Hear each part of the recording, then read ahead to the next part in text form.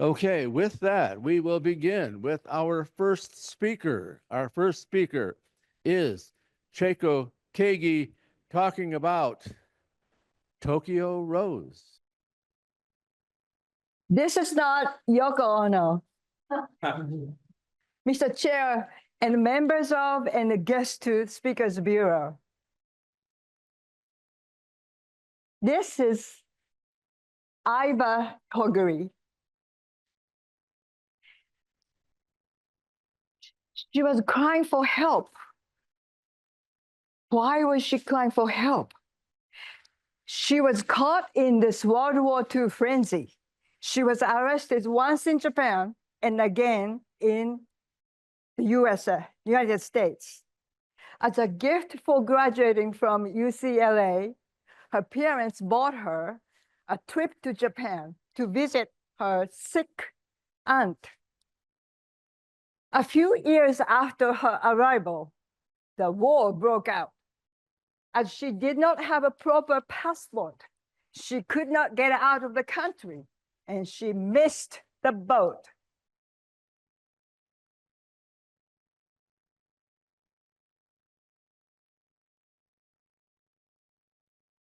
Back then, in the Empire of Japan, the military police ruled the streets. With this wartime authority, the police told Aiba, you gotta be a Japanese citizen, denouncing the US citizenship. Aiba did not follow the order. And then police cut off the food rations for her aunt's family and for Aiba. But in order to buy some food at black markets, Aiba has to find some job. And she did find a job as a typist at the radio station. But eventually, the police arrested her for speaking the enemy's language. Despite all the pressure, Aiba held on to what she knew was right. She was saying, I'm a US citizen. Well, back then, there were no legal procedures that she could rely on. So she served 1 year in a Japanese prison. Others might have denounced the citizenship to avoid prison term, but not Aiba. However, with that stubborn determination that she made when she was 20s, that brought another accusation, alleging Aiba for the alleged role of Tokyo Rose. Tokyo Rose refers to a female group of broadcasters during World War II. They were accused of telling and spreading this anti-US propaganda that the government of the Empire of Japan wrote. But some of them were not just into that theory, but they were just doing their job.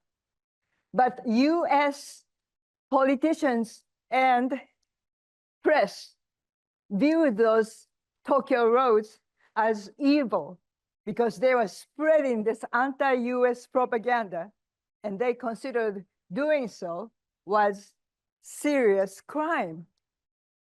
Aiba was brought back to San Francisco to face a wartime trial prosecuted by US attorneys.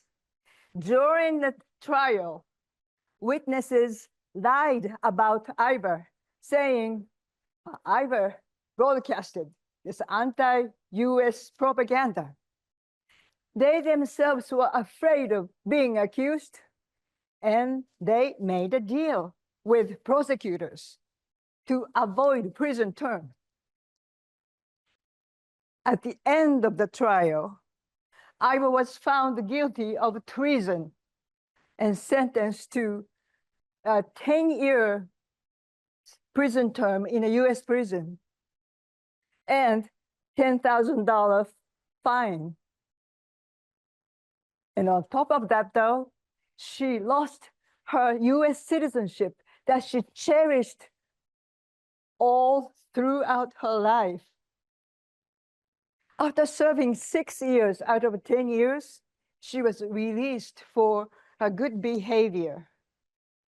And later on, she was found not guilty because her defense attorneys proved that those witnesses made false testimonies against Ivor. And later on, President Ford pardoned Ivor and validated her US citizenship. Now I'm going to slip into Ivor's shoes. So Ivor was saying, I was calling for help. I am US citizen. I am so grateful for those attorneys, especially the lead attorney and his son, who believed in me and walked with me every step through the years. I am so grateful.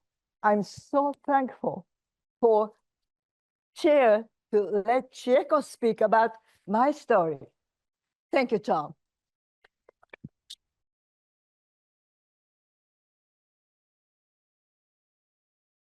Okay, get right to it.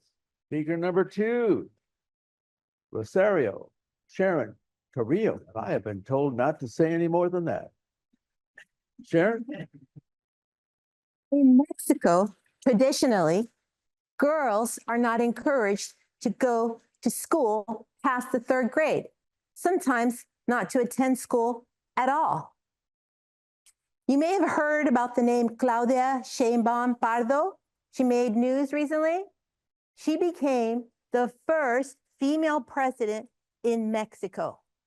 She made history because she beat the odds against females in Mexico. Most girls in Mexico are told to help raise their siblings, complete house chores, prepare for marriage.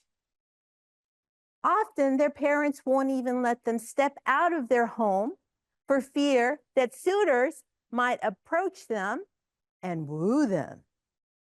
They're treated as damsels in distress, powerless, voiceless.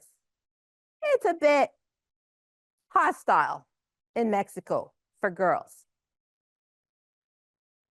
They can't reach their full potential oftentimes. In the United States, only 0.05% of Mexican American girls attain their doctorate degree. 0.05%. So girls of Mexican heritage have it a little bit tough.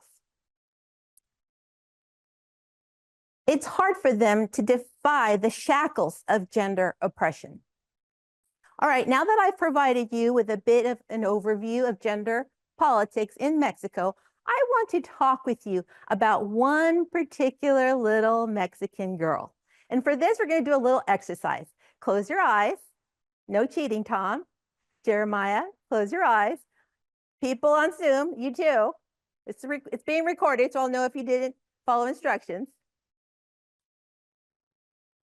Imagine that this little Mexican girl was born with spina bifida, a congenital disease that affected the development of her legs and spine.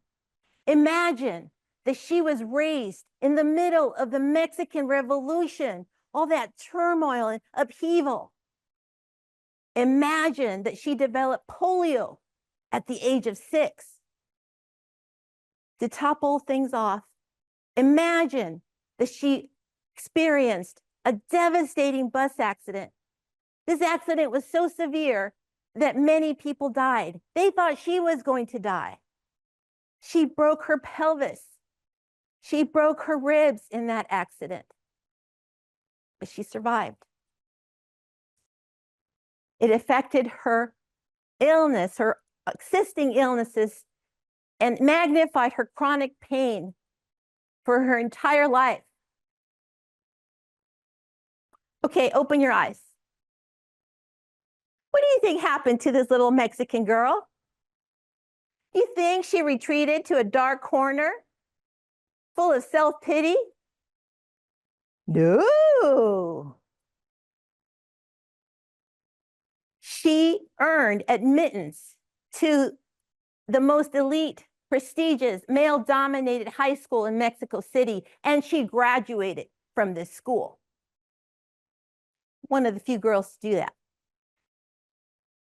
As a teenager, she could debate the differences between Lenin's nationalist socialism and Trotsky's socialist internationalism. I'm going to quiz you all at the end, so make sure you get those word twisters. She was amazing. Imagine being so politically articulate in 1925 when women in Mexico didn't get the right to vote till 1953. She taught herself to paint, and that became her primary form of expression. She channeled her inner energy and power, and that fueled her art and persona. She became so amazing. People were drawn to her. Diego Rivera, the eminent artist of Mexico at the time, fell in love with her, married her, supported her with her artistic career. She gained international recognition in her late 20s. She landed her first solo exhibition in 1938 at the age of 29. Posthumously, she has become more famous, exponentially more famous worldwide. Who was this little Mexican girl? Frida Kahlo. Michael's helping me with my first slide. I want to show you some of her work, pieces of work, most famous pieces of work. Her most famous piece of work, I will point out first of all, was her marriage to Diego Rivera. He was a piece of work. That was her biggest piece of work. Seriously, she was known for her self-portraits.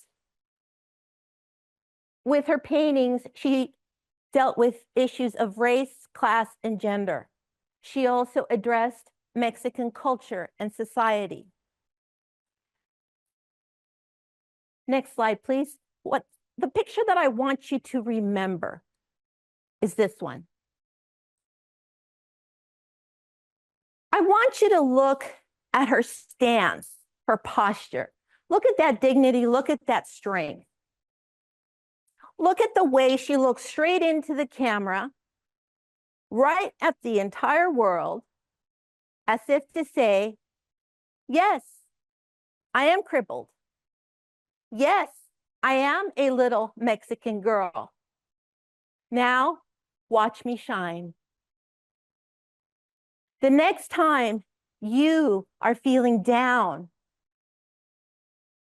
maybe full of a little self-pity, remember Frida Kahlo and the gift that she bestowed us. Don't let anything get in your way. Mr. Chairman.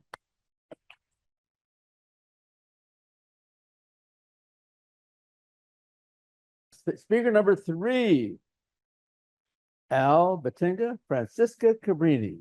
Francisca Cabrini. Al? What does it take to change the world? A sound body, a background, support? Mother Frances Cabrini had none of these. She was born in 1850, 2 months premature. Now think about that for a second. 1850, not 1950. That was a death sentence for almost everybody.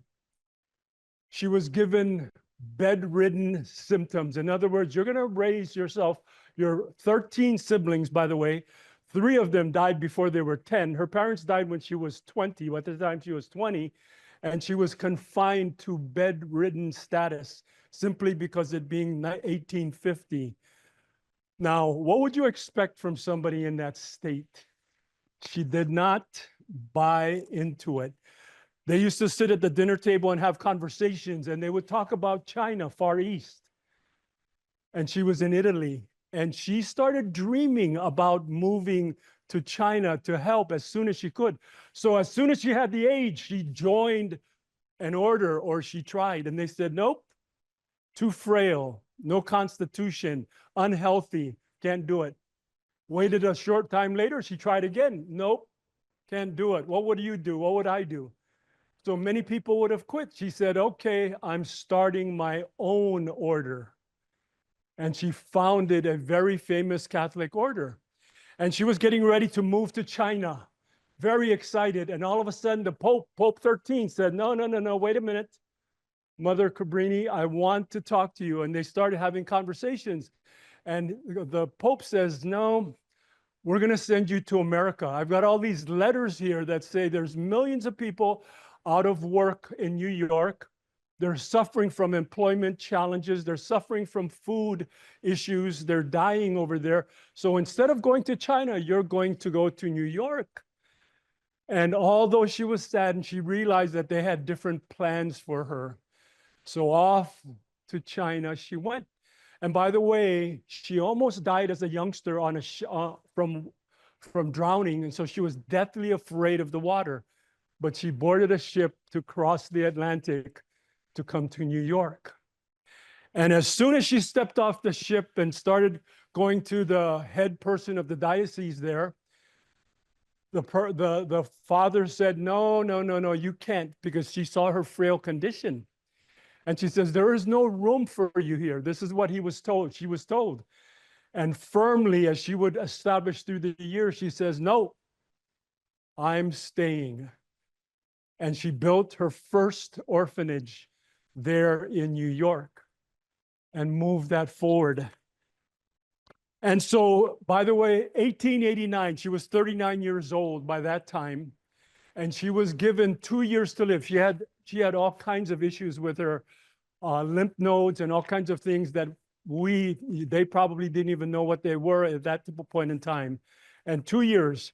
And so she said to the doctor, well, let me get going. And he stops her. He says, 2 years if you rest. That didn't stop her. So she went off and started creating.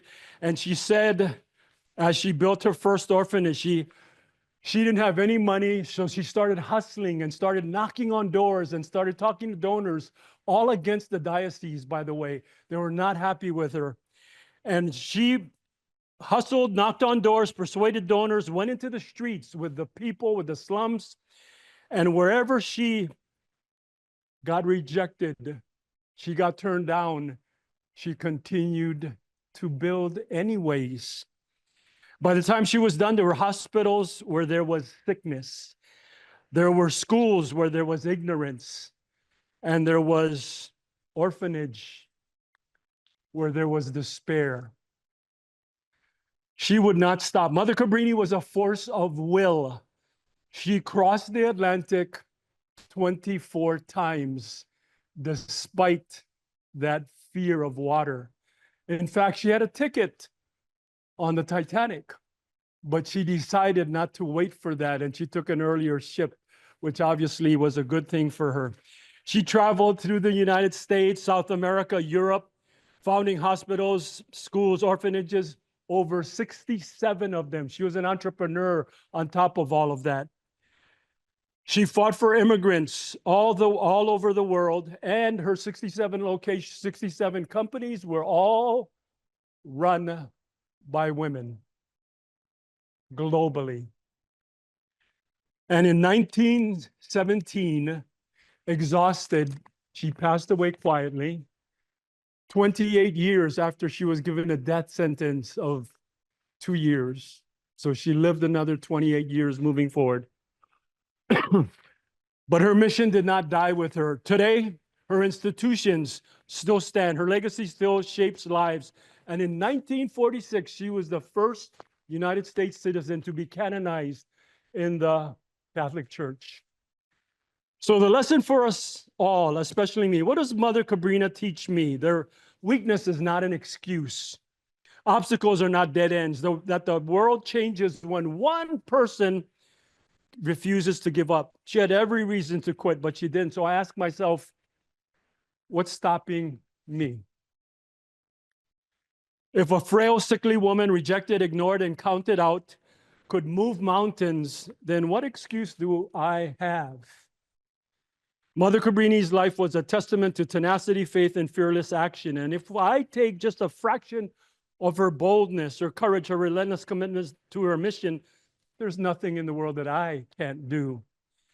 So I'll leave you with a few quotes of hers. She was speaking to the Pope. And the Pope says, why do you want to go to China? Why not stay right here in Italy and do what you're doing right here, right now? And with her steely dark eyes, she looked at the Pope and said, the world is too small for what I intend to do. So the Pope looks at her and says, well, I'm sure you have all the money you need, don't you? Obviously, facetiously. And she said, begin the mission and the means will come. And he kept it up. He says, wait a minute, Mother Cabrini, you've been told that you're not healthy, you're frail, you're weak. That's your situation. That's your state of being at this point in time. And Mother Cabrini, with her dark eyes, lovingly glared at the Pope and said, we can serve our purpose or we can serve our weakness, not both. And she challenges us all in this room. What kind of world do we want to live in? And what will we do to achieve it?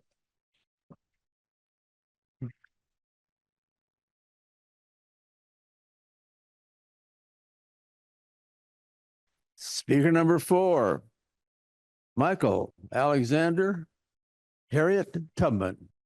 We all know that Abraham Lincoln freed the slaves when he signed the Emancipation Proclamation. But that's not true. The chains didn't drop off of their wrists. The slave owners didn't say, okay, he signed the paper, we're done. No. It was people like Frederick Douglass, Booker T. Washington, John Brown. Those are the ones who led the slaves to freedom. But there's one name I didn't mention. One of the ones who was most spectacular of all. A fearless force for freedom. I'm referring to, come. Why isn't this working? With all the effort to put together a PowerPoint presentation, could you move it for me? We even tested this. Harriet Tubman, an unstoppable force for freedom. Harriet Tubman was born in 1822. She was born a female. She was born a slave. Her life was fundamentally an excuse to accomplish nothing, to barely survive.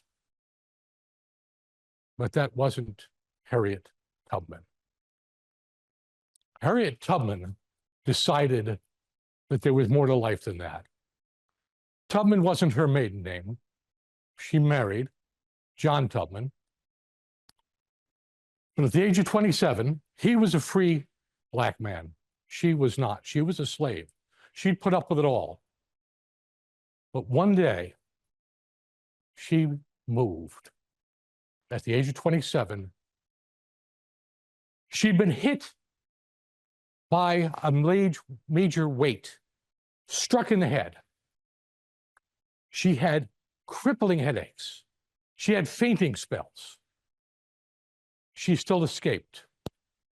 She still made it to Philadelphia, where she was free. But she loved John Tubman. And she went back to try to rescue him, even though he was a free slave, a free man. He went back.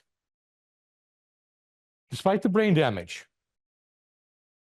despite the fact that she was a Black woman, an escaped slave, she had no safety net. She went back. And you know what she found? John Tubman had married again 2 years after she disappeared. John Tubman didn't want to leave with her. What did she do?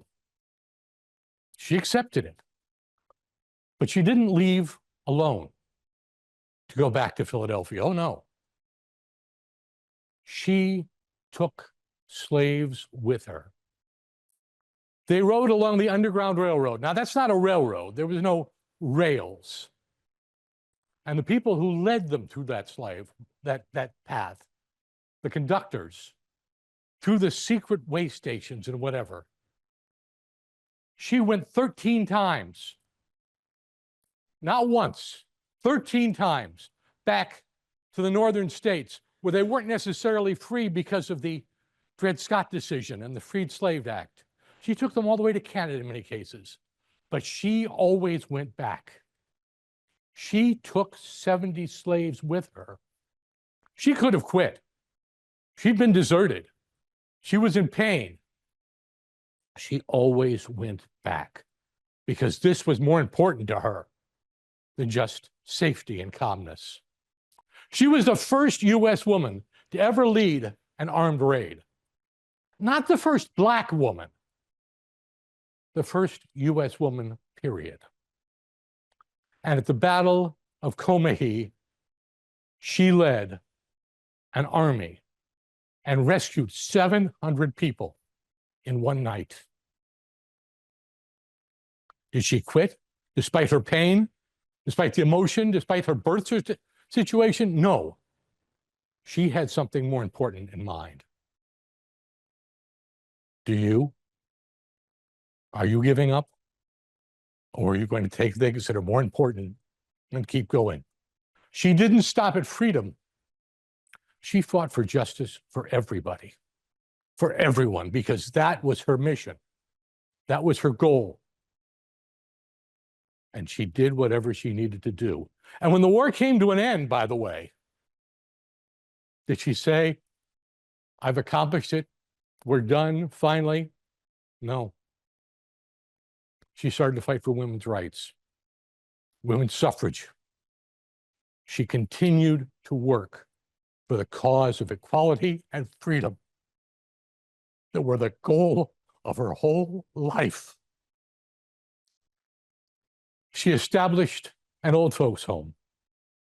She adopted a child. She remarried a man 22 years her junior who worked with her. This, when I think of what America is about and what it should be about, she had every reason to stop, but she didn't. Not till the day she died. And so when you talk about heroes, think about her. And think about you. Think about your excuses, your weaknesses, your pains, and ask yourself, why would I stop when there's still good I can do? The only real limits, those are the ones that we refuse to challenge. Our only real limits are the ones we accept ourselves and give up on. So with that, I ask you to remember Harriet Tubman. Thank you.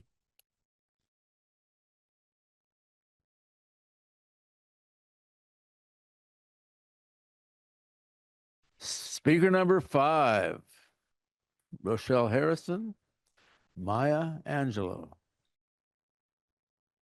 When Maya Angelou was 7.5, she was raped. The rapist was a person very well known to her family, her mother's boyfriend. Maya was hospitalized. The rapist was arrested, convicted, and served a jail sentence of 1 day. The very night he was released, he was found murdered. he had been kicked to death, presumably at the hands, or shall I say feet, of Maya's uncles. With her 7.5-year-old logic, Maya felt that she caused the man's death because she spoke his name. So she decided to not speak, and she didn't for 5 years. Maya later talks about how during that period of time, she let her body become her ears. She would walk into a room and just absorb all of the sounds. How in that 5 years, she read every single book in the Black school library and every book she can get her hands on from the white school library. She memorized James Weldon Johnson, County Cullen, Langston Hughes. She memorized all of that. She memorized entire sonnets and plays from Shakespeare. Having never heard poetry, she memorized Edgar Allan Poe, all of his poems. Balzac, Longfellow, Kipling, all of it. And after 5 years, when she decided to speak, she had a lot to say and many ways in which to say what she had to say.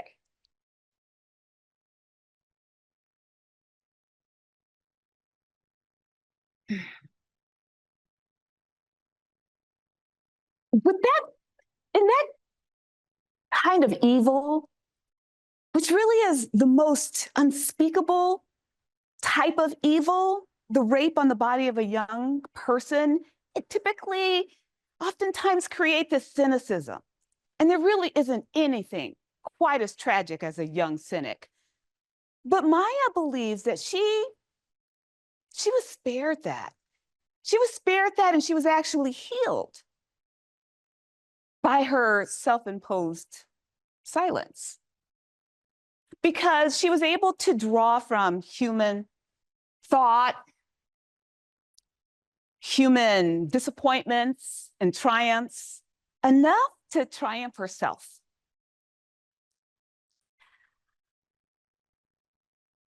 Maya tells her tale in one of the most widely read memoirs of the 20th century, called I Know Why the Caged Bird Sings. That's the first book in a 7-book autobiographical series that she wrote. She reminds us that we have a voice. We have a story, and an important story to tell, simply because we exist. When she says that a bird doesn't sing because it has the answer, it sings because it has a song. Fellow Toastmasters, I'd like to share with you the 3 things that I've learned from Dr. Maya Angelou. The first one is, you have a story. We all do. It may not be born out of a horrific condition or set of circumstances like what Maya experienced, or set in the same setting, the Deep South, or time frame, the Jim Crow era. And you may not be a little Black girl, but it is your story, your story. Number 2, own your story and appreciate it for it being the stepping stones to make you the human being that you ultimately are supposed to become. And number 3, rise above the experiences, your experiences, and use them to become that person, that perfect person that you are supposed to be. Find the hidden gems in yourself. Revel in the joy. Use your voice and be unapologetic. One of my favorite poems by Dr. Maya Angelou is Still I Rise, because I think that that poem embodies all of that. It really speaks to me. And I would like to share just the last stanza with you. It goes like this. From the huts of history's shame, I rise. Up from a past rooted in pain, I rise.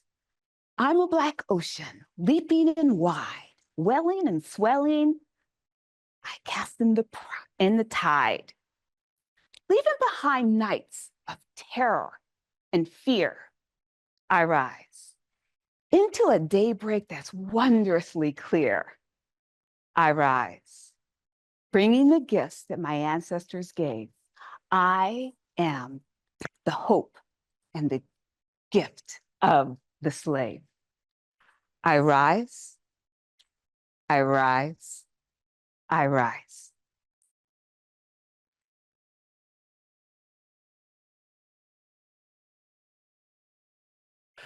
Speaker number 6, April Gillis, Major Charity Adams.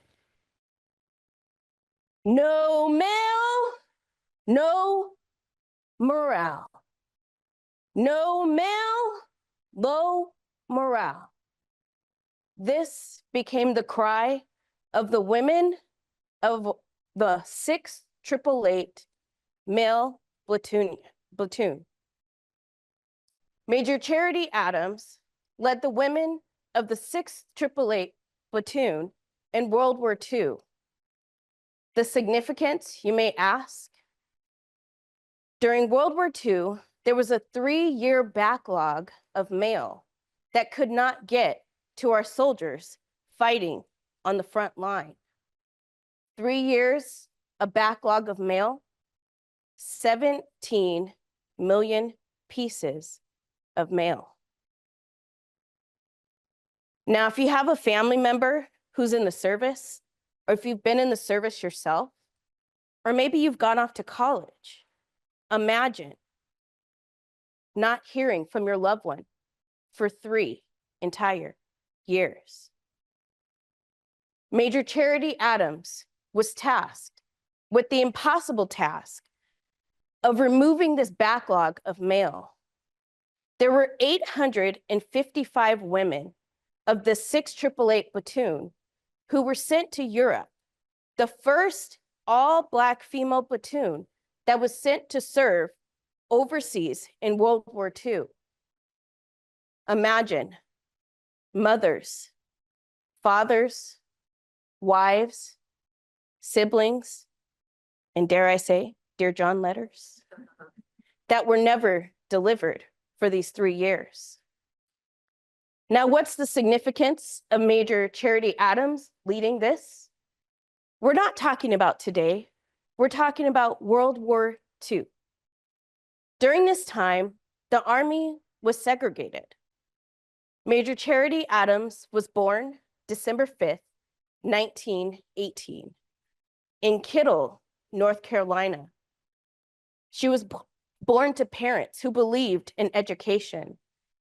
She got her education at Wilberforce HBCU, a historically Black college or university. At the time, it was Wilberforce College, which became Wilberforce University. She studied math, Latin, and physics. And yet, her ability to lead this platoon was questioned. She was no stranger to tough times. And it is because of this background that she was able to equip the women of the 6th 888 to have this impossible task. If you've seen the movie on Netflix, you're inspired, you're moved, as I was, to find out more. And I encourage you, if you haven't seen it, to watch it. Why?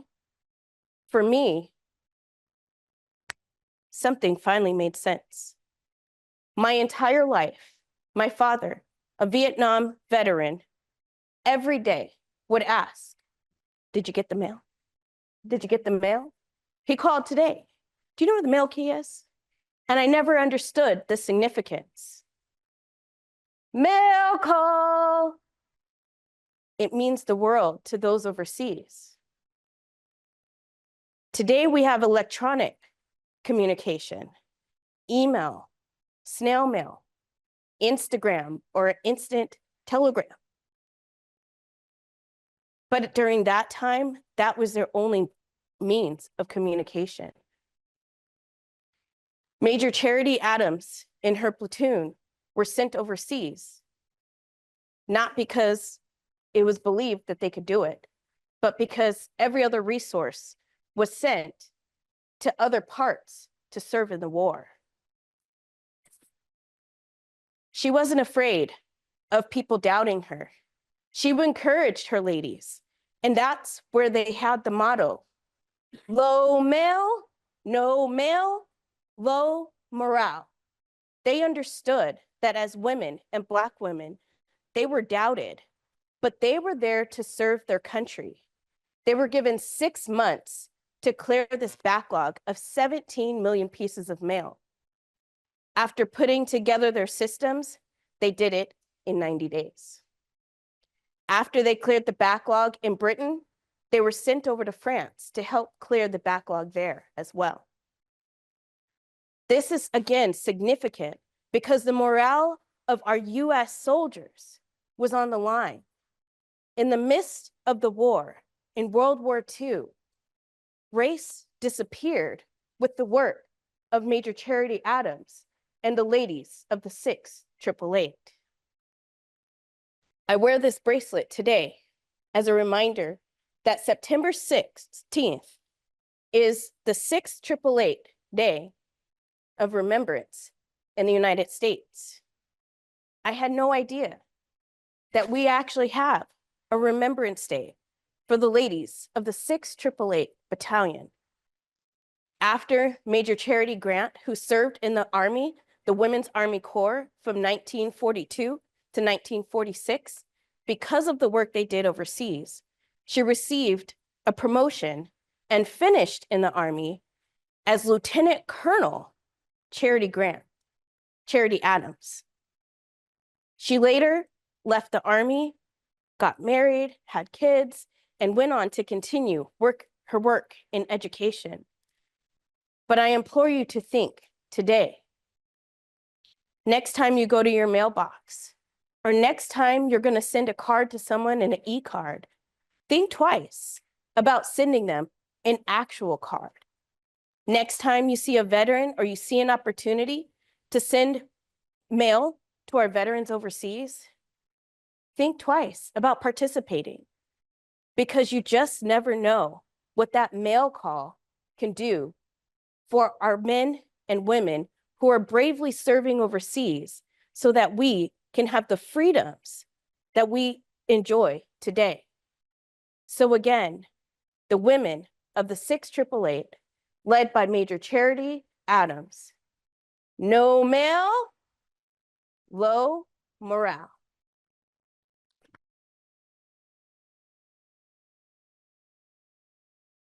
Speaker number 7, Roger Bowman, Amelia Earhart.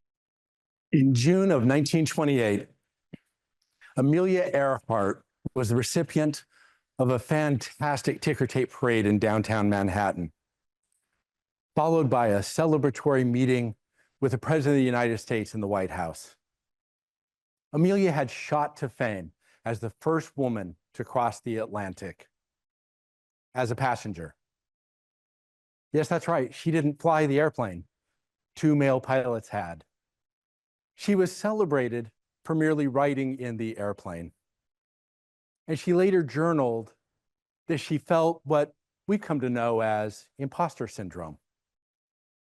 And to alleviate that, she joined the 100 or so women that commonly weekly flew the air show and air races circuit around the country. But unfortunately, and I'm sorry to disillusion you, Amelia was a poor navigator and a really bad pilot. She tended to crash land a lot. She broke off her propellers. She damaged the wings of her aircraft. She sheared off her landing gear. She bounced in front of press and adoring fans. One promoter had her flying an aircraft across the country. She crashed and totaled it.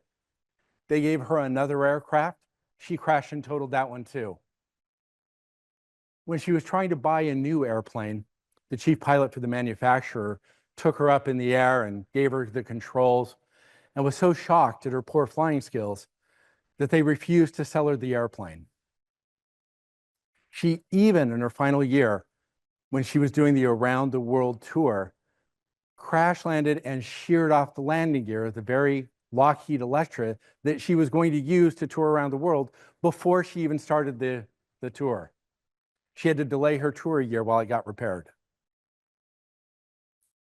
Her husband, who was her promoter, realized that he needed to stage manage her PR.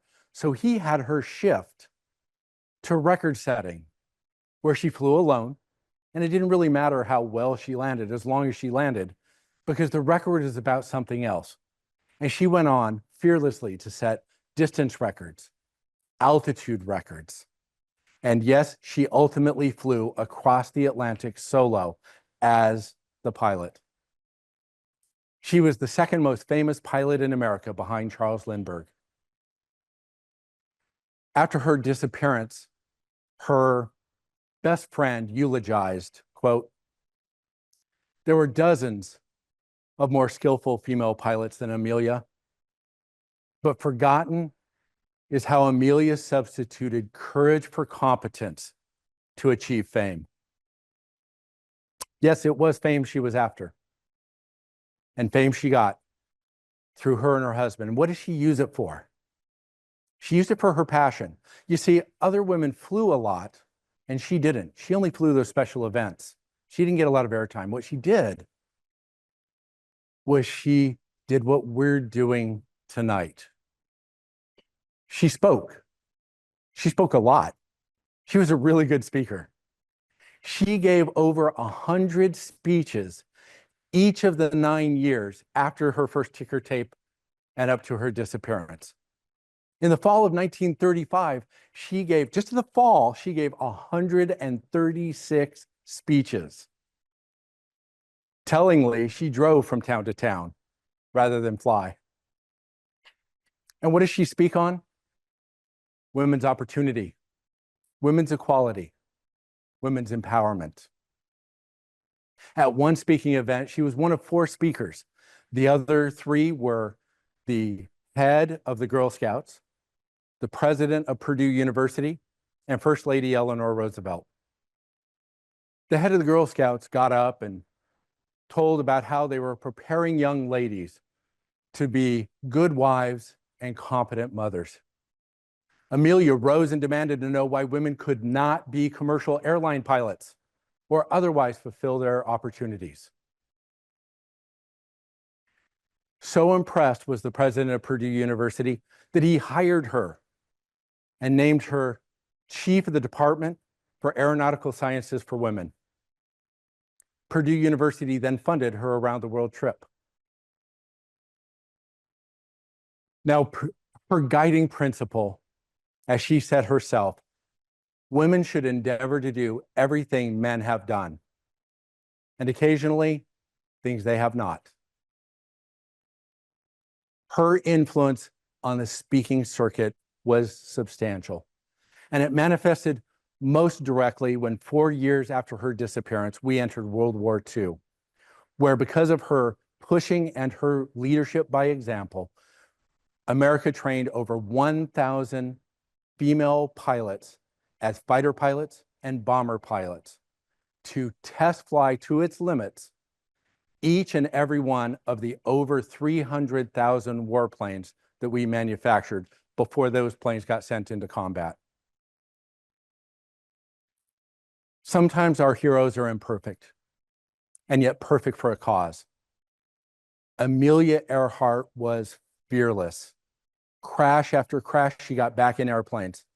Unable to win races, she set records, mostly because her fame got her audiences and she could speak.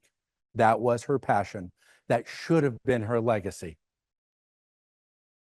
I'll close with a line from her most famous speech.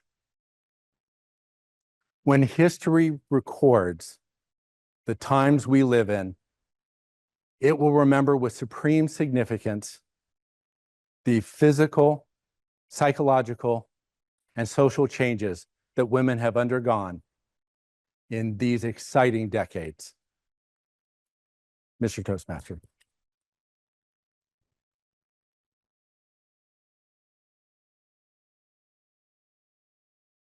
And speaker number 8, Marjorie Benish, Mother Teresa. Tom and friends, let us always meet with a smile, for the smile is the beginning of love. A quote from Agnes Ganju Boyajiu. Love was at the core of Agnes. Is love at your core? When you were 12 years old, middle school, did you have a passion to become an astronaut, a doctor, a lawyer, a teacher, a nun, a priest? When I was 12 years old, I had a passion for Barbies and horses. I outgrew the dolls, well, except for a few collectibles. I still have a passion for horses. At 12 years old, Agnes had the love and passion to serve God and help others. At 18 years old, she left her home in Macedonia and went to Ireland and joined the Sisters of Loreto. 6 weeks, only 6 weeks after joining the Sisters of Loreto, she was on a ship to Calcutta, India, age 18, taking up the role of a teacher at one of the mission schools of the Sisters of Loreto. A few years later, she took her initial vows as a nun, and then later took her final vows and was known as Mother Teresa. She taught in the schools in Calcutta, the church schools. She saw a need greater than that. She saw a definite need in the slums of Calcutta. 1948, 20 years after going to Calcutta, she had a calling to serve God even deeper, to serve the people in need. She left the school and moved into the slums of Calcutta. Can you imagine? No sanitary systems, no running water, no electricity, leprosy, disease. Those who were injured, those who were disabled, left, ignored, unwanted. She opened up hostels and open air schools to teach the children of the slums a vow of poverty so she could help these children. She was dedicated. She was fearless. She had love of humanity. All people should be treated with love and dignity. Her force for humanity encouraged friends and strangers alike to support her and help her. In 1950, she started her own order, the missionaries of charity, hospices to house those on the deathbed. She opened up orphanage, leprosy clinics. She started food and health care programs. She went on to advocate for the inequalities of social and economic status. She brought awareness to India and the world. She developed and started open cross-cultural, cross-religion communications. Her charities, her missionaries of charity is a national global order. Around the world, there are more orphanage. There are hospice. They're helping AIDS, the bedridden, the downtrodden. She was a force to reckon with because at the core was love. Love to do the right thing. Love to treat all people with dignity, regardless of their economic, social status, regardless of their race, their abilities, or disabilities. Love was at the core, and the power came from that love. Let us always meet with a smile. The smile is beginning of love, giving you power and core. Have that love, have that power and core. Your one voice can change the world. Like Mother Teresa, now Saint Teresa of Calcutta. She was canonized in 2016, also known as Saint Mother Teresa of Calcutta. Just down the freeway, 215 freeway, there is the Saint Mother Teresa of Calcutta Church in Winchester, just down the 215 freeway. Spreading love, love at the core, one voice. You have love, one voice. Put it out there, like Saint Teresa of Calcutta.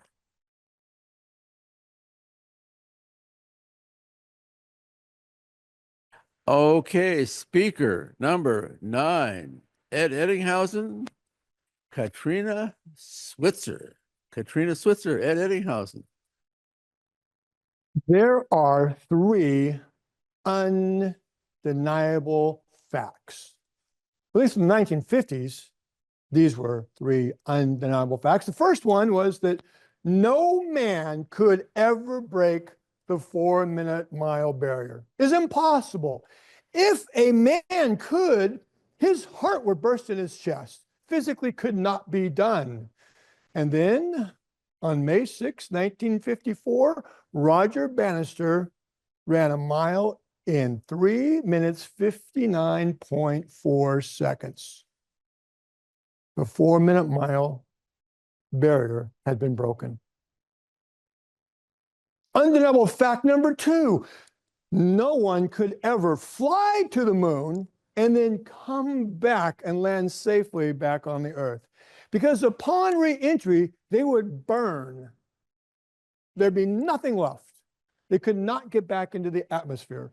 And yet we know that on July 20, 1969, men flew to the moon. 3 men flew to the moon and 2 actually walked on the moon. But the one that has the most impact of all, the one undeniable fact that we know could never be done, and that is women run a marathon. Impossible. They're a weaker sex, and if a woman tried to run a marathon, her uterus would fall out. That was a known fact. It could not be done. And yet, in 1967, there was a woman named Catherine Schweitzer. Now, there's a little picture right here you can see behind her. It's a rather iconic image. It's so iconic that when I told Tom that I was speaking about Catherine Schweitzer, I never told him what picture to pick. And the picture that he picked happens to be the same one that I picked. Now, let me tell you what happened here. You see, Catherine, number 261, she was in the marathon, and this man not in the marathon wanted her number. So he ran up to her and said, "Give me your number." That's actually what happened, but it's a little more to the backstory. This man is Jock Semple. He was one of the Boston Marathon officials. And what Catherine said in her book, Marathon Woman, is he ran up to her and said, "Get out of my damn race and give me your number." Number being the bib, because she wasn't supposed to be in the marathon. Women were not allowed in the Boston Marathon. Now, she didn't do anything underhanded. She put her application in. She was a member of the USATF. And on her application, she put her name. So she'd been born in Germany. She was the daughter of an army captain, and her birth certificate had some mistakes. So she typically would put her name as K.V. Schweitzer. When she filled out the Boston Marathon application, she simply put K.V. Schweitzer. Now, she didn't mark female, and you know why? Because there was no place on the application to mark female. No female had ever applied for the Boston Marathon. So she got her number, she wore her number, and she started out with a hoodie. She didn't want to make a spectacle of herself. And as the marathon miles continued on, about 5 miles into it, she pulled the hoodie off. Well, Jock Semple was in the press vehicle that was in the lead. And when he saw and heard that there was a woman in his race, that could not be done. So he came onto the marathon course and tried to pull her off. Now, this gentleman right here is the head track and field coach for Syracuse College. This gentleman right here was a collegiate hammer thrower, happened to be also Catherine's boyfriend, Tom, who she later married. So when Jock came onto the course and tried to grab her, Tom came and body slammed him and pushed him off of the course. And Catherine continued on. And she finished the marathon, the first female marathon finisher. Now, you would think after that, that certainly the limitations were removed. The opportunity was there for her to continue on, and all women could then run marathons. Well, it didn't quite work that way. 1967 was the year that she ran her marathon. 1968 was an Olympic year in Mexico. And you know what the farthest distance a woman could run in the Olympics at that point? 800 meters, half a mile. Well, 1972 is when finally they allowed women to run in the Boston Marathon. 1972, the Olympics in Munich, Germany, still 800 meters was the limit. 1976, Montreal, Canada, still 800 meters was the limit. 1980, Moscow, Russia, they finally upped, they doubled it to 1,500 meters, which is just under a mile. But in 1984, finally, in a little place called Los Angeles, California, US of A, the marathon was allowed for women in the Olympics at that point. Now you might wonder what happened with Jock and Catherine. They actually became great friends. This is a picture of them at the 1973 Boston Marathon, and he became one of the biggest advocates for females in the marathon. Since then, what has happened? Well, let's look at the mile. Remember the mile that was the 4-minute barrier was broke? 23 days after that, the first woman broke a 5-minute barrier. Since then, 1954, men have gone from 4 minutes to 3:35. They've shaved 25 seconds off the mile. Since then, when 23 days later, the first woman broke a 5-minute mile, women have shaved 54 seconds.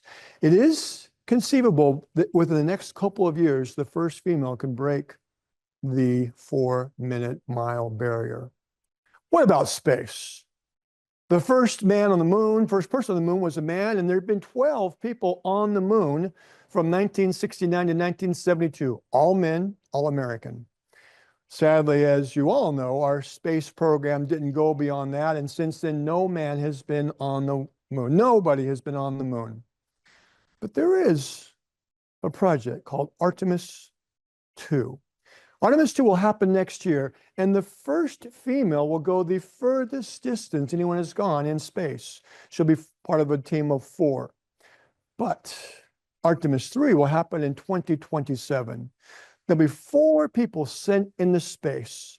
2 will land on the moon. 1 will be a person of color, and 1 will be a female.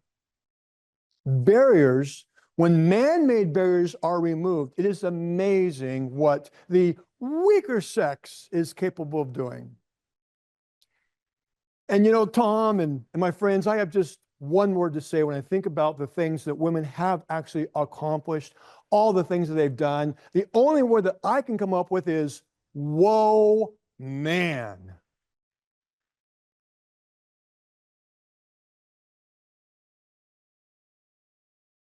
Speaker number well, technically my 11 is actually the 10th speaker, but I'm not going to correct those numbers. Sarah Carney, Florence Nightingale. Lo, in that house of misery, a lady with a lamp I see pass through the glimmering gloom and flit from room to room. The lady with the lamp, Florence Nightingale. Florence was born on May 12th, 1820, to a quite prominent family in Florence, Italy. Odd how she got her name. Believe she was named for the place that she was born. A year later, they moved back to London, to England, where she was taught and educated by her father at a time when women were not known for being educated. As she grew older, the family began to groom her for what was going to be her future: marriage and children, because that was what was expected of her. And she rebelled. She felt that it was her calling from God to become a nurse. And this was a time when nursing was not a heralded profession, not the #1 most trusted profession in the world, but seen as a low profession, seen as the work of criminals often. And yet, she felt called to join the forces and go to the Crimean War. Men of the war, the soldiers were dying consistently, constantly. And when Florence showed up at the Crimean War, the first thing she said was, I think we need to clean this place up. Oh, wait, maybe that's my interpretation. But she saw the location, she saw the sanitation of the environment. It was filthy. Sewage had backed up. The air was stale. Rooms were dirty. She introduced the idea of cleaning up the area. She wrote to the Times to have the government send down work to clean up the sanitation and the sewage.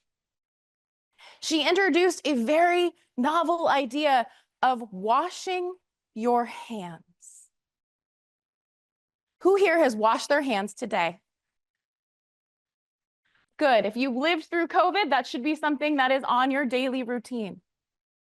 But back when she was in the Crimean War, that was considered a novelty, a new idea. Men died, soldiers died 10 times more from disease, like typhoid, typhus, dysentery, cholera, than they did from the wounds of battle. She cleaned up the space. She focused on ventilation and moving the air. Often, after the late hours when the rest of the medical team went to bed, she would take her lantern and walk from room to room, checking on the men who were her patients. Still today, we use a 2-hour window for turning our patients because that was the amount of time it took for her to walk around and turn each one of her patients. She started traditions in a healthcare field that kept it clean and sanitary, preventing infection and disease. She started traditions such as turning our patients, which at the time was novel. You didn't move them, you left them laying there. When you lay still for too long, you develop what we call a pressure injury. As you lay still, the skin begins to break down, creating an open source of wound which allows for infection and further injury and often death. So she would turn her patients. In her later years, she opened a nursing school and wrote a book on nursing. She opened the school at St. Thomas Hospital, now known as King's College, and the school is still there today. She moved the nursing profession from idle task to innovative, creative, and exciting, to the most trusted profession, to impacting care so that patients could heal without infection. One of my favorite quotes from her: "Nursing is a progressive art, such that to stand still is to move backwards."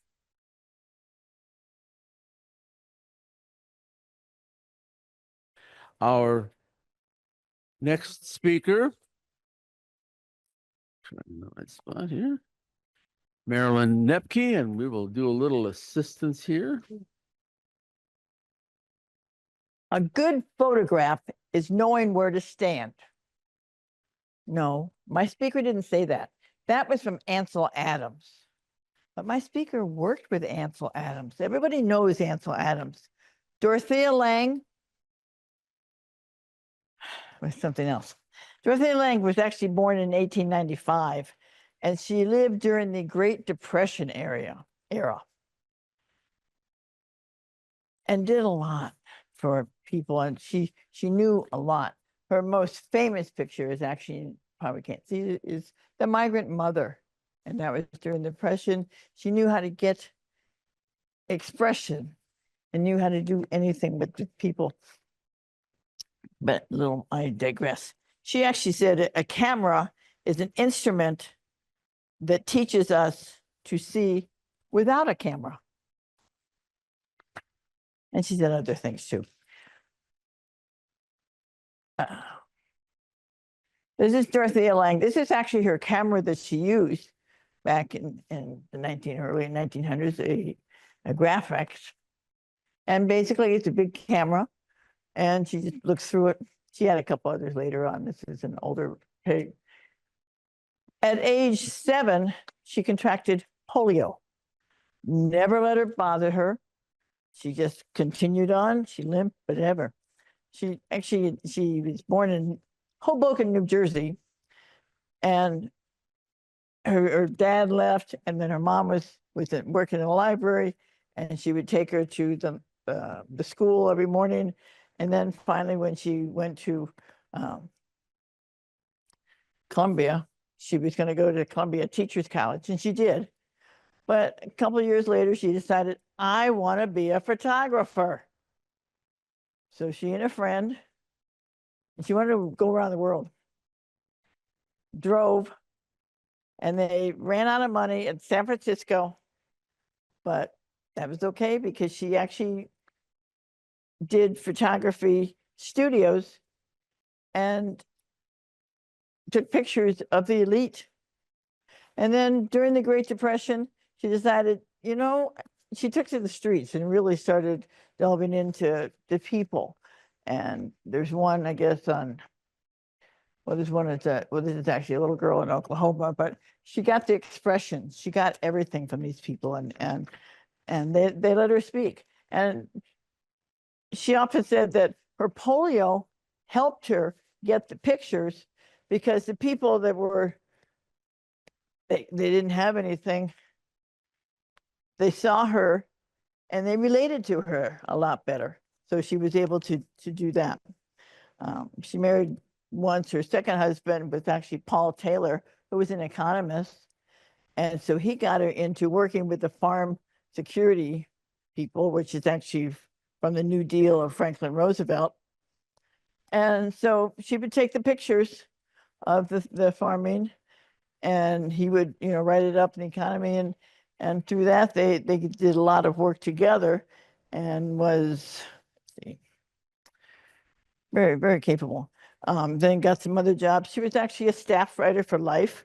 She was a staff writer for Fortune magazine. And so that way she got around the world on their expense. But the working with Ansel Adams was during the war. There was an internment camp, a Japanese American internment camp. And they were American citizens, but they were also Japanese, so they looked different. And so the Army, she took a lot of pictures of them, and the Army would not let her publish those pictures for another 30 years. Fortunately, I think they put an X on the pictures. Fortunately, she had the negatives, which was one nice thing about having the print camera. And so 30 years later, she was allowed to print those. Ansel Adams also took some pictures, and she was working with him on that. But just amazing lady. She did get the National Women's Hall of Fame, and she also, for the internment camps, she got the Guggenheim Award, and that was the first time a woman got that. She was actually, it was posthumously, it said done, but just never let anything stop her from doing what she wanted to do. And from everybody's lady in here, they just put 1 foot forward. Even the 1 foot was lame, she still put the 1 foot forward and just did it. And another really famous quote of hers is, "The human face is a universal language." And isn't that true? That when Toastmasters look out at people, the human face is a universal language. A take home that I take from this, I'm a budding photographer myself. Just take my hummingbirds and my flowers and this and that. And people are really tough, I think, to take pictures of. But don't we all have some passion in our lives that we really want to share with people and share with the world? And never give up on that passion. I'm not the greatest photographer yet, but I plan to be. And I'm in the process of actually, I have 2 little books written on pictures, but we'll get that.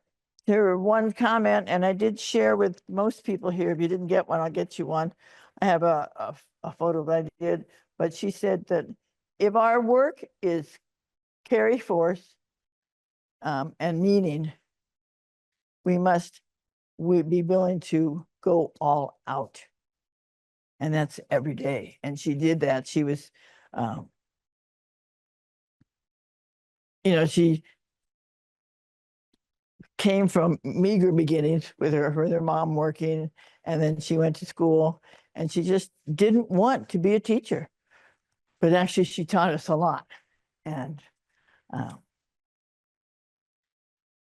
it's just the whole take-home thing that I want to do is just keep on going, for your passion and whatever you want to do, and you'll do it. And the other side of the picture that I did give some people, I actually took this little picture of, there's 3 flowers. They're, I think, poppies. And I took them on the day that they bloomed. And so I have the ones called today, and there's a yesterday, and there's a tomorrow.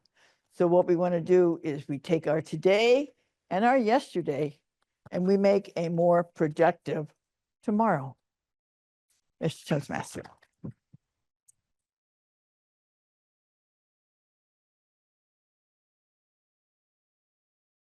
And speaker number, she was officially speaker number 12, speaker number 13, Suzanne Leonard, Mary Kay Ash. Mary Kay Ash, Suzanne Leonard. Been a long time since I've seen you that up close and personal, Mary.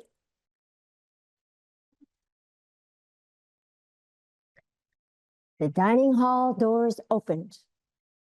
In front of me were hundreds of tables, linen laid with beautiful tablecloths. Real dishes, real silver, real glasses, a real first-class experience at Mary Kay Ash's 21st anniversary. 21st, 20th, we just kind of combined the years because there was some things going on with her family. 1983 was the year, and we were about to sit down at lunch.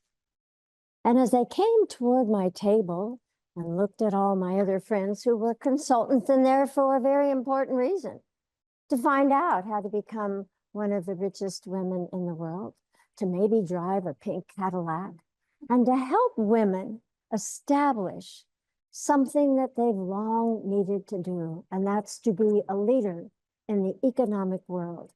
Up till the 60s, there was a glass ceiling. You could be a teacher, which I've tried out for a very long time and still like it. You could be a secretary. You could be a mom. And that was about it.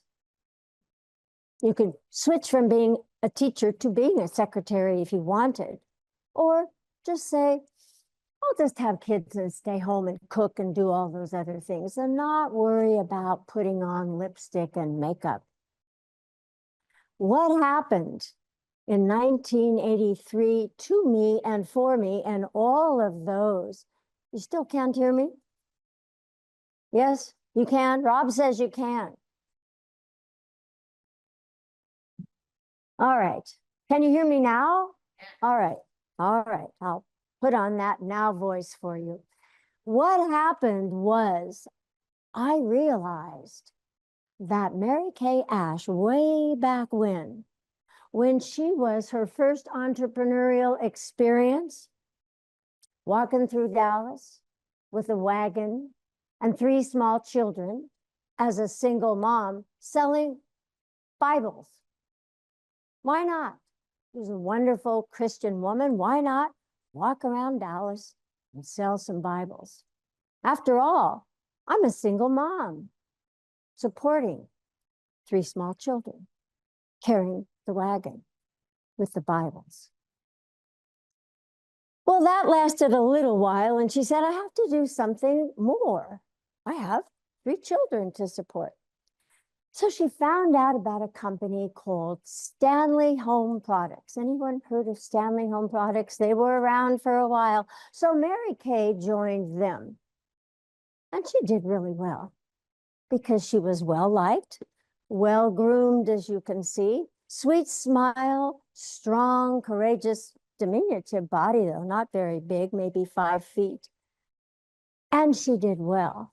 She sold all their products and more. What happened was she became saleswoman of the year, although they didn't have a saleswoman other than Mary Kay.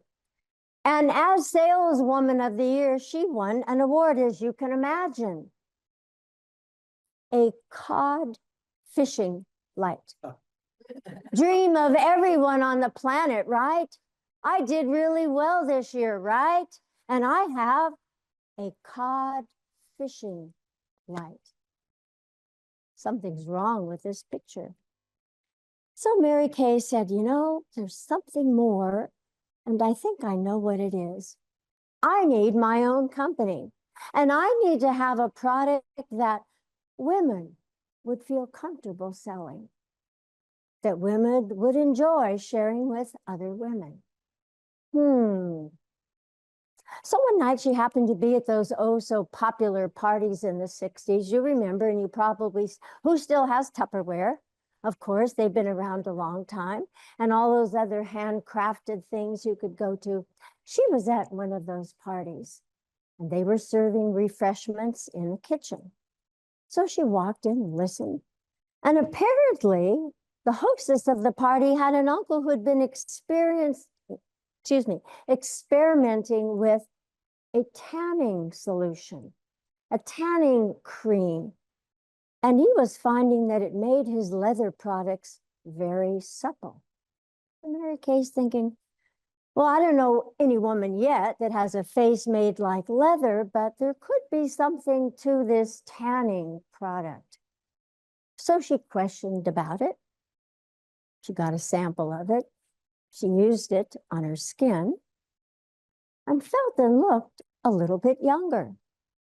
So, of course, she bought the rights to the project and began experimenting. Mary Kay Cosmetics began as a small little jar of looked like pink colored Vaseline, to be honest. But it worked. And it wasn't so much to be glamorous in the beginning, we did arrive there. It was to just take care of your skin. There wasn't a whole, you had Pond's out there, Pond's cold cream and Jergens and all of that, but there wasn't a way to care systematically for your skin in the 60s. Too much. Oh, you could buy the red lipstick and the mascara. Can anybody put on their mascara? And I'm talking to girls or guys without opening their mouth. like this in the mirror. We taught about that, how to put on rouge and all those things eventually. But the beauty of Mary Kay Ash as a person and Mary Kay Cosmetics as a company that's still very prosperous and still helping women around the world to become rich, maybe famous, to take their families on vacation, to put on braces, to send children to college. All of those things are what Mary Kay Ash gave us. Interestingly enough, she passed away in 2001 on Thanksgiving Day. And I always thought that was prophetic. And I gave her thanks for giving the opportunity, the economic opportunity to women everywhere in the world. One of the things that she said on a little plaque in her desk, because, oh yes, I did my best that I could in that company, and I won a few jewels, some crystal, and a trip to her house during that seminar. And so I thought, oh boy, I bet it's a gated community. I bet the house is huge. I can't wait to see the gardens. I wonder if they have a pool. And we moved around Dallas and drove down a street in Turtle Creek, which is a very nice part of Dallas. We got out and it was a modest house. Not too big, not too little, just right for a rich woman who is helping the world become more beautiful and more prosperous for women, one face at a time. So we made the tour of her house and we're walking into her office. And there are plaques and pictures all over, floor to ceiling, the whole room. It was like, I'm standing in the Museum of Lipstick. No, but anyway, right there in the middle was a desk, a beautiful polished cherry wood desk, leather top. It was gorgeous. And are you with me with that cherry wood desk? And in the corner of that cherry wood desk was a little plaque. Not too big, not too little, just right. And on it, it had 4 words. Now, the acronym for those 4 words, I gave you all a little card when you came in. The acronym for those 4 words, my gift to you tonight, are MNST. MNSP. Write that down on your little card if you have one. MNSP. Nothing else, but just MNSP. And I took those 4 words and I worked them through my life, sometimes dropped them off, but brought them back on the hit parade of affirmations that I have on my refrigerator. How many of you have the refrigerator affirmations? Yes, couple on the window in the bathroom. So on your MNSP. Write it down. We're going to collect those. And at the end, the very end, like Tom said, we're having books. At the very end, there is a prize if you are the one that we pick that has the acronym. So I'll give you a few minutes. I'll collect the cards. I have the red card. And please remember Mary Kay as not just another pretty face. Although for women, she helped us make up ours quite nicely. And there is a fleet of Cadillacs driving around the world, not just this country.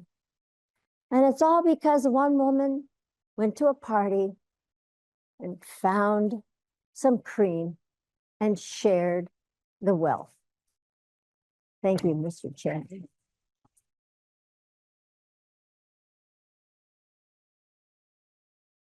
Anne Bonny and Mary Reed. Horse Ellington. Mr. Chairman, ladies and gentlemen, during the 17th century, oh, my thing isn't working. Okay. No, it's a change of slides. I guess I'll have to manually do the change. Yeah. Just press that button there for me. During the 17th century, England and Spain were rivals for control of this area known as the Spanish Main. Now, during the years 1650 to around 1720, historians refer to that period as the golden age of piracy, because England encouraged piracy against Spanish ships sailing in the Caribbean Sea. Into that scene enter 2 women, Anne Bonny and Mary Reed, female pirates. When I refer to this to my college students, they say, oh, 2 badass women pirates. And I have to agree with them. Now, the first pirate was Anne Bonny. Anne Bonny's father was a lawyer who impregnated his maid. And so as to avoid the shame and disgrace and how it would affect his practice, he dressed Anne as a boy and passed her off as his personal assistant. Now later, a few years later, they moved to Carolina, what was a North American colony territory named Carolina, which you and I know was divided into North and South Carolina later. And there, Anne Bonny married a pirate named James Bonny. That's how she got the last name. But she left him shortly after for this person, John Rackham, known as Calico Jack. Now, Anne Bonny herself was known for her very red hair and her green eyes, and she had a really quick temper. So when she became Calico Jack's lover and she came on board the ship, some of those pirates were really upset, because in their belief system, it was very bad luck to have a woman on board. No pirate ship should ever have a female on board. So one of the pirates had the temerity to vocalize this reservation he had about her being on the ship. Whereupon she said, I will challenge you to hand-to-hand combat. And that's what she did. And so they started fighting, and she just ran him through and threw him overboard. From that moment on, no one ever questioned Anne Bonny's presence on the ship. Now, Mary Read was another young woman, and she was born in England. Anne Bonny was born in Ireland. Mary Read was born in England, and her father died when Mary was quite young. And she had a half brother who also died fairly young. Now, this half brother was getting an allowance from his paternal grandmother. And so Mary's mother dressed her up as her half brother so as to keep the allowance coming. And after a few years, of course, grandma found out and then the allowance stopped coming. But Mary continued wearing male clothes. She did work as a household helper in the male clothing. She even joined the army as a man. And she went on board a ship as a crew member as a man. Now, it so happened that she was on a Dutch ship when Calico Jack, who you already met, captured that ship and certainly killed most of the people that were on it. But according to the pirate code, any survivors of a ship that was boarded and pillaged by the pirates, any survivors would be invited to become a pirate, to join their crew. And so here was Mary Read, dressed in men's clothing, and she was taken on to Calico Joe's ship. So now Calico Joe had two women on his ship dressed as men. Now, in October of 1720, they went on a crime spree through the Caribbean. In the meantime, Anne Bonny took a fancy to Mary Read, thinking she was a man. Until after a few overtures, Mary had to confess, look, I'm a woman like you. Because most of the time when Anne Bonny was on board ship, she wore men's clothing, but occasionally she wore women's clothing. But whenever they went on a raid, she always wore a male costume. So anyway, so these two women are now with Calico Jack on his boat. And they went on this crime spree. They took over a boat called the William. And they robbed other ships and they stole fishermen's cargo and they did all kinds of different crimes throughout the time. And finally, their comeuppance came in October of 1720 when they had a big party. Their ship was anchored off the coast of Jamaica, and they had a great big party for other pirates. And the whole party just devolved into a drunken brawl. Now, by this time, England had changed its mind about piracy because they had now gained the upper hand in the Caribbean. So it was now a crime to be a pirate.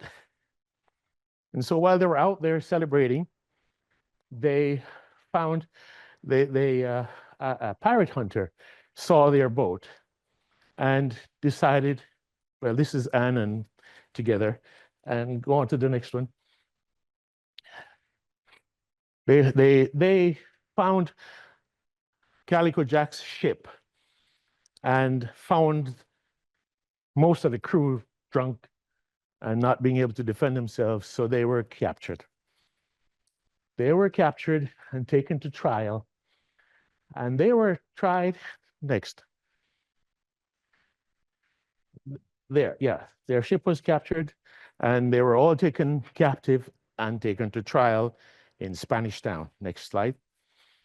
This is Spanish Town, Jamaica. I've been in this building, but for very different reasons. So they were charged by the governor of Jamaica with crimes and piracy and being enemies of the British crown.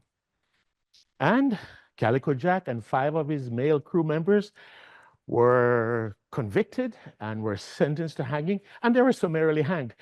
In that time, you could be tried, convicted, and hanged in the very same afternoon. And that's what happened with Calico Jack and his crew members.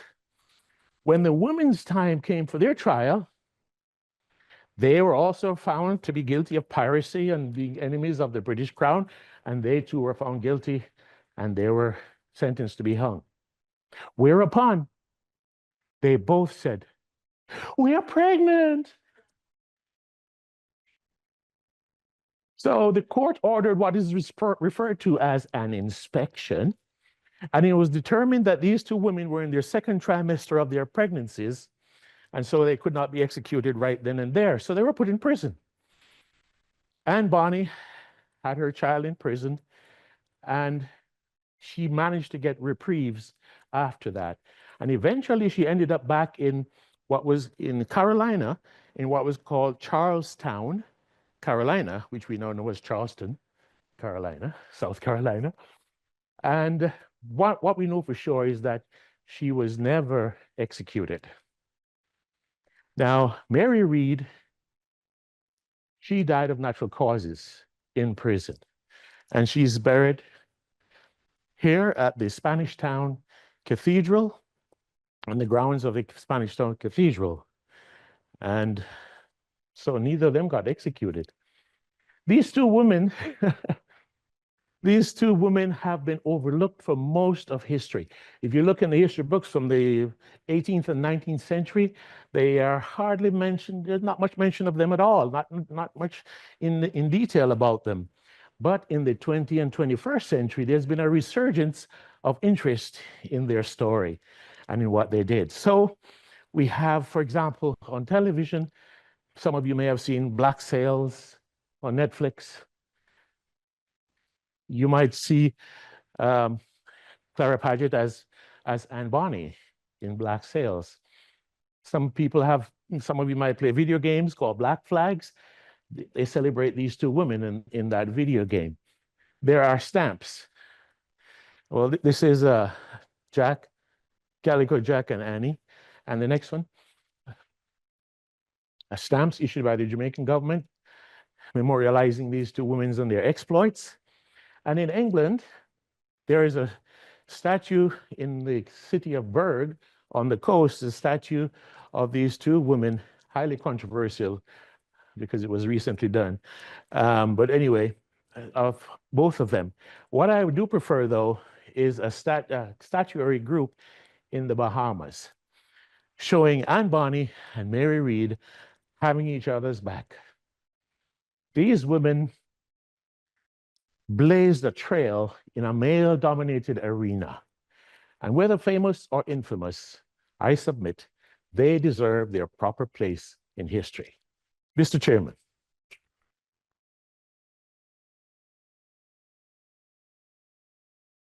Say, our next speaker, officially speaker number 15, Jeremiah Lyle. He has a big job too. Grace Lefevre and Susan Nelson. Thank you so much, Mr. Toastmaster. What a night. Let's talk about some of the people we've heard today. Tokyo Rose, Harriet Tubman, Catherine Schweitzer. Oh, probably didn't pay attention to that last name. But listen to those names. You can look on any Google site, search them up, you'll find stories on them. But what about the ones that maybe you can't find? One that you don't look in a history book, you won't find statues.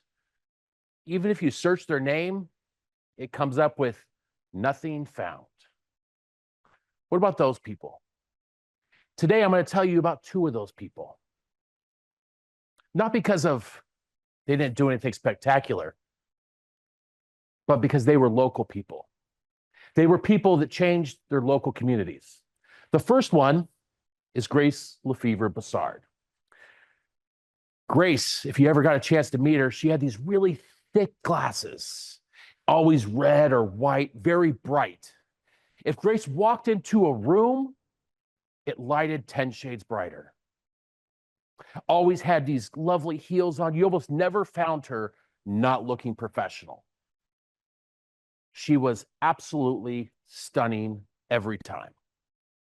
And then you had over here, Susan Nelson. Susan was a plain Jane.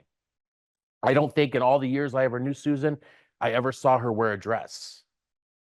But if Susan walked into a room, people would kind of spread apart because Susan was a powerhouse. Susan could command a room and she could lead a group like nobody's business. And you see what these people have done is Grace over here is probably one of the reasons a lot of us are in this room. You see, Speakers Bureau was restarted with Grace and his name escapes me now. Tom McCrilly. So the program that we currently have is because Grace saw something that Toastmasters needed. She saw something a little bit more that we needed to elevate. But then you had Susan over here, who she wasn't so much of the speaker, but Susan was the doer. As we enter this time of the year, what time of year is it in Toastmasters land? It's contest season. Our entire COT training program was developed by Susan Nelson. Everything that we still train to this day is the same thing that she put together almost 12 years ago. And that sounds like a lot. It sounds amazing what they've done because they've impacted each of us.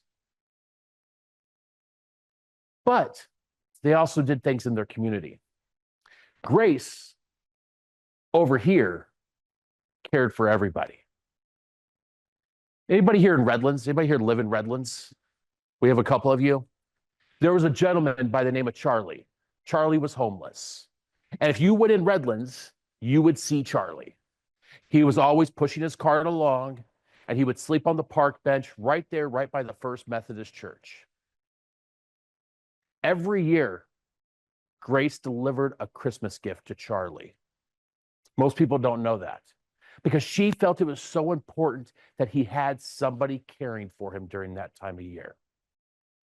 She would give him money to be able to make sure he was okay. She just wanted to make sure he was taken care of.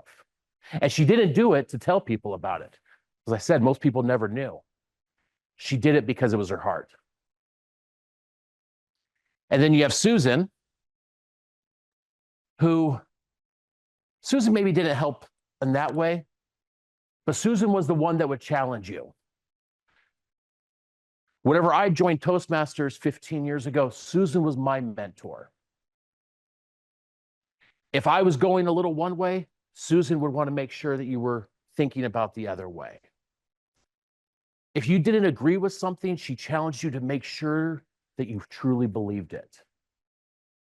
We didn't always agree, but she made sure every member had an opportunity to be able to grow, that every member had an opportunity to be able to get the most out of this program. So I want you to think about people in your life. Who are those people that if you search their names, you wouldn't find them? Because whenever you think about those people, those are the ones that have changed the world. They've changed the world not because of what they've done in the history books. They've changed the world is because of what they've done to us. These two ladies did amazing things for me in my life. And I'll tell you, we have two choices in life. We can either be the person that we remember for what we've done, or we can leave a legacy. And those two have left me a legacy. And I thank them each for that. Mr. Toastmaster.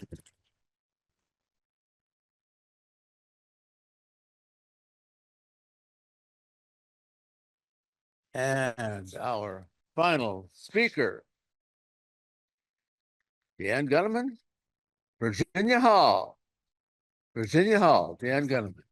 Good evening, fellow Toastmasters. And maybe there's some guests as well. How does an American woman, in a time when women were expected to be a wife, a mother, and maybe a secretary, become a British espionage agent for the French resistance, all before America was even involved in World War II? And she became the #1 target of the Nazis in France during the course of her time there. And how did this woman, who, by the way, had a prosthetic leg from the knee down on her left leg from a hunting accident. And she was the one who is really credited with making it possible for D-Day to happen. And not only for D-Day to happen, but also, you know, the Hollywood pictures show that that's kind of like the big hurrah and it ends. No, there was a lot more work to be done. Today, I will cover just a few of the many ways in which Virginia Hall made a massive impact on World War II and the Allied victories before, during, and after America became involved. Where she started taking the path was she was, of course, expected to marry wealthy, and she was engaged. But after ditching her well-to-do cheating fiance, she decided she was going to study and use her intelligence, and she went to 5 different universities, including time in France when she was in her 20s in 1926. She returned 3 years later back to America, and she studied some more languages because she wanted to be an ambassador. Well, apparently women couldn't be ambassadors either. So after 3 years of rejection and becoming a secretary, every time they would reassign her, but she was just another flavor of a secretary, that she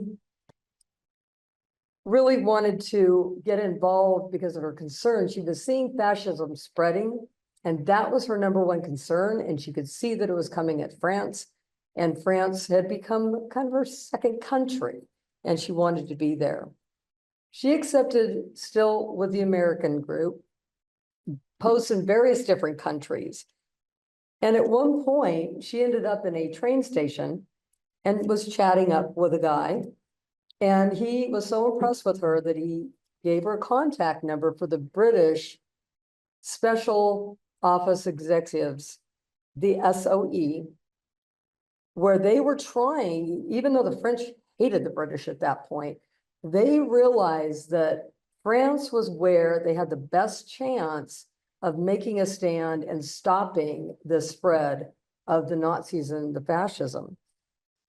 And at first she didn't contact, but after a few more secretarial assignments, she decided she'd had about enough, and indeed was one of the first people to come over to France as a part of that group from Britain to try to start establishing networks and get eyes on the ground, because they were completely blind to what was going on. And at that point, the Nazis had rolled into part of France, which basically just crumbled without a whimper. And there were free zones. And that is how she got started. But there were times where she was the only one there. They would send in radio operators, and they were lucky if they landed without something happening to them. And the Nazis, I honestly, from all the movies I've seen, didn't realize just how advanced their technology was. When it came to radios, they had seconds to keep it safe and get it off, but you had to wait for responses. And the Nazis got so good at triangulating where radio waves were coming from, it was a real danger to have a radio. So she started setting up networks and having some success there. Initially, she came over as under her own name, not a spy name yet, as a journalist for the New York Post. And that was how she delivered the messages, was in that packet. And at the time, Germany didn't have a problem with America. America was neutral. And the French didn't particularly have a problem with them either, so she was safe. Then she found that she really felt she needed to be in Lyon, where there was a lot more of the activity going. And when she moved in, there was 20,000 refugees there, so there wasn't a room to be had. But she never let much of anything stop her. So she went to the convent. And the nuns became the first part of her real network and being able to spread information and be, you know, these eyes and ears. Curiously, the next real boon that she had was getting introduced to one of the main area brothel madames. And she, through that group, and she would call them her tart friends, developed whole ranges of schemes because, of course, the soldiers would come in, and it didn't matter whether it was the corrupt French, which a lot of them had become because they thought they would have fame and glory later if they cozied up to the Nazis, or the Nazi soldiers. And they would do things like they had a doctor who would write notes guaranteeing that these girls were clean of STDs, but they weren't. And then they would get prescriptions for various drugs so that they could knock them out, so they could go through their pockets and look at what might be there. They would put itching powder in their underwear and all kinds of other little things that they were doing. They were even getting them addicted on heroin so that they couldn't fight anymore and would end up not being effective soldiers. Throughout the time that she was there, the real frustration was she would get a network going and people trusted her. She was charming. She was, you know, a tall, striking woman. And she would be able to form all these connections, including with farmers and cooks and cosmeticians and so forth, that really helped to build out this network. And then they would send a man in to tell her what to do because she wasn't actually military. She didn't have a rank. And the problem with the men that they sent in was they would either sleep with the wrong woman, double agent, or so many women that the women then got in a fight and created, you know, a big scenario and everybody, you know, knew who was who. There were also times where even just the people coming in, they weren't always so smart. I mean, they were told, memorize your information and get rid of the note. But they would get captured with the note in their pocket of all the safe houses and the phone numbers of contacts. So it was just an ongoing battle of regenerating these networks. But Virginia was very smart. She would not turn her networks over when she found one of these men coming in that would brag about their accomplishments and their wins and so forth when they were doing nothing. So she was very careful to try to keep that separated off.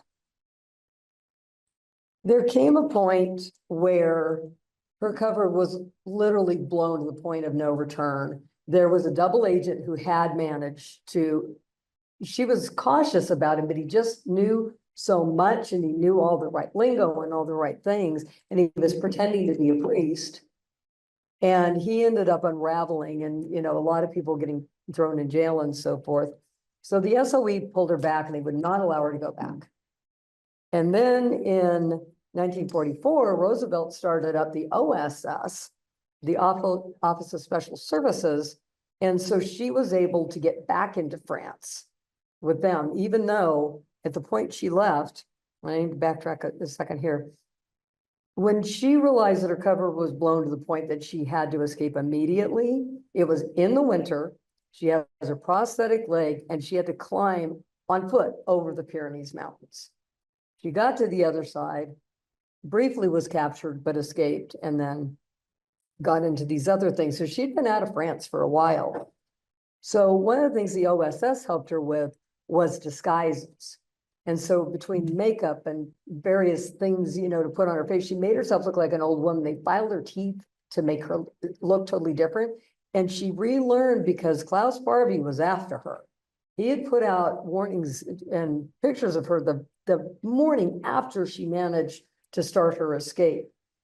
And so she taught herself to just shuffle rather than limp, because that was one of the traits that Klaus Barbie knew her as.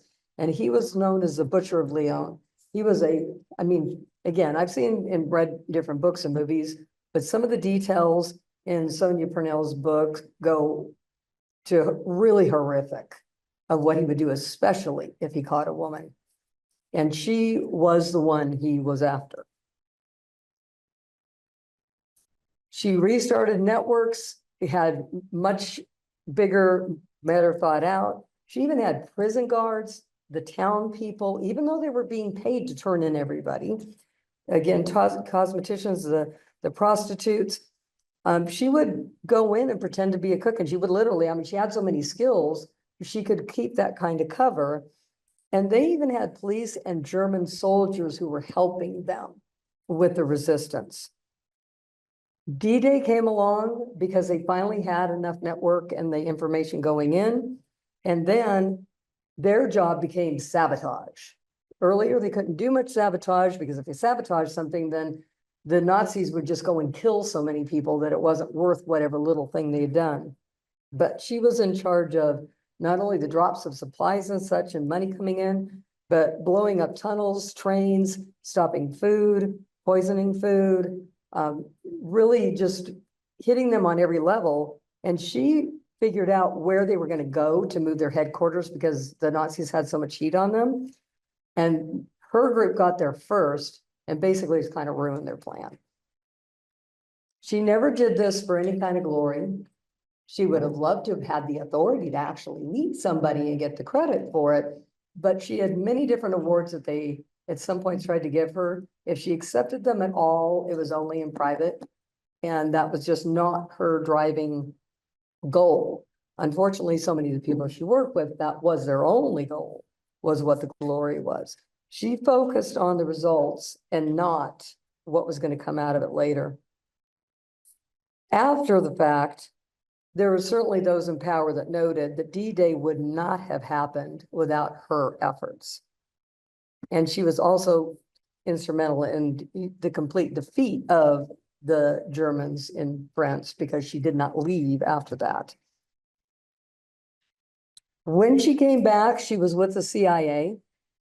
It would be great if they'd gotten smarter and realized all of her accomplishments, but instead she pretty much became a secretary again. She was repeatedly insulted. There was at one point where they had her supervisor, man, was 4 levels below where she was at in the organization, but that was her supervisor. And then to add ultimate insult to injury, the US paid Klaus Barbie, the butcher of Lyon, to come over to help teach them what to look for in communism, because that was what they were more concerned about at the time, in the same agency that she was working in.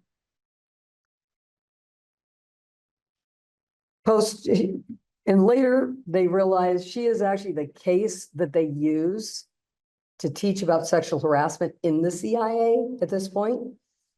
She has a building named after her with the CIA, and posthumously, she also received awards from the agency as well. To learn more about Virginia's exploits and details about World War II that you might not know, I would definitely recommend reading Sonia Purnell, and that's Purnell, book, A Woman of No Importance.